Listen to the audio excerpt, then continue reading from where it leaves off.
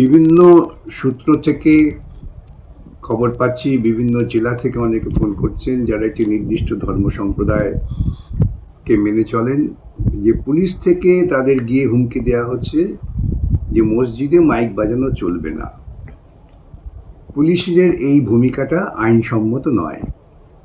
Mic প্রচার করার কোনো নিষেধাজ্ঞা কোনো আইনে নেই।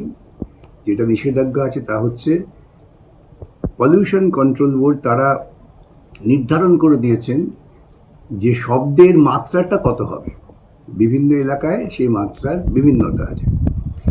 কলকাতা হাইকোর্টেও একসময় এই আজান নিয়ে যখন মামলা হয় তখন তারা রায় দিয়েছিলেন যে আজানে মাইক বাজতে পারে, কিন্তু সেটা পলিউশন কন্ট্রোল বোর্ডের নির্ধারিত যে শব্দের মান 6.5 ডেসিবেল না 8 ডেসিবেল কি ছিল সেটা দেখে নিতে হবে, যেটা আইনে আছে।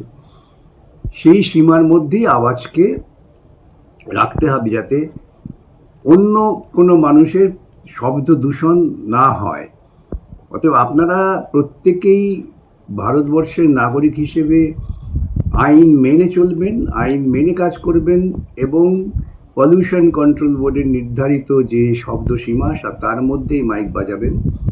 এর বাইরে যদি পুলিশ এসে আপনাদের বলে মাইক সরিয়ে নিন, মাইক খুলে নিন, তাহলে পুলিশকে সবিনয়ে বলবেন যে আপনারা এরকম কোনো আদেশ দিতে পারেন না। যদি আদেশ দেন তাহলে লিখিতভাবে দিন কোন আইনের ভিত্তিতে দিচ্ছেন। কেন আমরা আইন মানতে চাই, আমরা কোনো রকম খেয়াল খুশিপনার মধ্য দিয়ে চলতে চাই না। এটাই হবে আপনাদের ভূমিকা। সকলের কাছে আমার অনুরোধ, শান্ত থেকে সুস্থভাবে আপনারা প্রত্যেকেই প্রত্যেকের ধর্ম আচরণ করতে পারেন, ধর্মটাকে মৌলবাদী পর্যায়ে নিয়ে যাবেন না। আজকে আমার কাছে বিধানসভার সদস্য নওশাদ এসেছেন এই বিষয় নিয়ে পরামর্শ করার জন্য। আমরা আদালতে আসছি, আদালতের কাছে আমরা একথাই বলবো যে পুলিশ প্রশাসন তারা আইন মেনে কাজ করুন।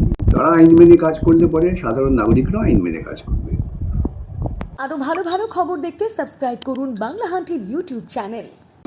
বাংলা হান্টের আরো খবর দেখতে নজর রাখুন। বাংলা খবর মানেই বাংলা হান্ট।